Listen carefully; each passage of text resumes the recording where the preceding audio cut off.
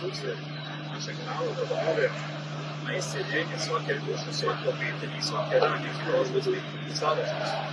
Gospodine, molim neka ovaj susret bude nova osnova, novi početak za budućnost naših ljudi. Hvala Gospodine, službi svih ovih ljudi ovdje, dobro majka, svih ljudi koji su omogućili ovo, svi ljudi koji su izmolili ovo da se ovo danas dogodi, svi ljudi koji nisu mogli biti ovdje, a koji mole da se ovo dogodi. Ja Gospodine, molim da sada svi njih koji su mišljeni da milosti ovog susreta dođu kod njih u njihove domove i njihove obitelji. Gospodine, neka nama ovo služenje, ovog naroda, na spasenje i na našem iskušenju.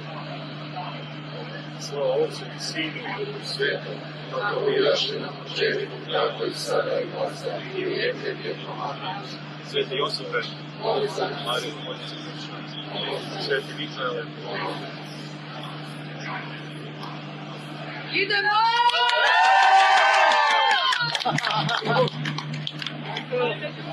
Ajmo!